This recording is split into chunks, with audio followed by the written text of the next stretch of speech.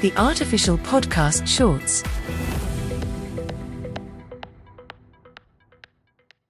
Even more interesting, I think, through this process and building a web-based digital assistant, is it made me personally realize that the internet for voice technology and conversational AI is incredibly uncharted territory, but also insanely valuable.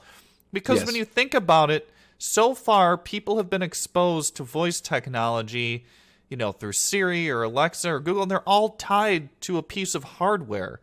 But the internet can be accessed over multiple pieces of hardware. Really anything, any smartphone, any desktop PC, tablet.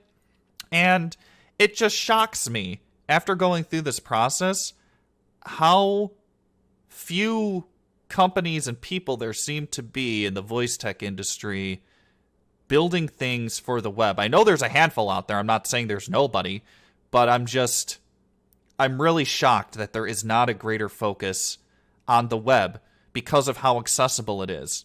And that's one of the main reasons why we decided to build this web interface or this digital assistant for the web, is because there's so few hurdles to use it. You just open your web browser, you go to the website, and you tap on it or you click on it. That's it. Versus Alexa or Google, you either have to have the standalone app, I guess unless you're running Android. But with Alexa, you have to have a standalone app, or you have to be using a piece of Amazon hardware, or a piece of hardware that integrates with Alexa, which there are many, but I just feel like, and maybe that's good for general purpose stuff. Like Alexa and Google Assistant, they're very general purpose, right? But I've always viewed voice technology as something that needs to start solving specific problems. Or I should say, I've always viewed voice technology as a tool that can be used to create a positive human outcome solving a specific problem. Yeah. And I just feel like there's so much general stuff going on, which is why just having built something for a specific purpose that can be accessed on the web really just makes me wonder why there is not a greater focus in this industry on the web right now. I'm not seeking an answer from you. I'm just it boggles my mind. I don't understand it. I don't know if it's because, well, honestly, it's because Alexa and Google's tools are already there, right? You don't need to create your own thing.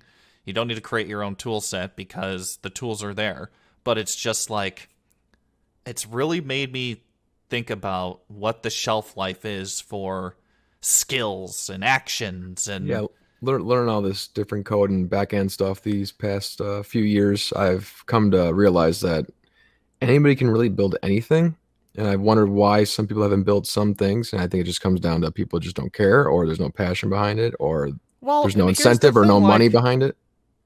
I have noticed that through the process of building our digital assistant and the ease of using it on the web, that I feel like, and again, this is probably just me being biased because I'm using what we built, but I find that I'm using that more. And I cannot tell you the last time I have used an Alexa skill. I cannot tell you the last time I have used a Google action.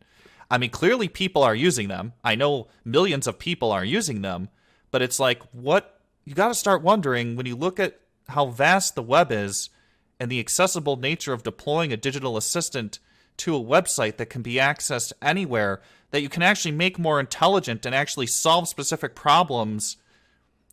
What is the shelf life on some of the stuff Amazon and Google has produced?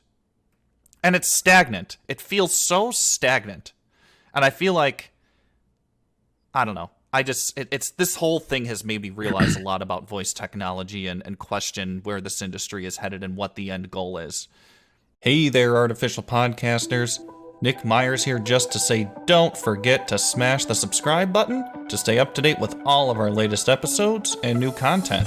You can also listen to full episodes of The Artificial Podcast on Apple Podcasts, Spotify, Stitcher, Google Podcasts, and Anchor.fm.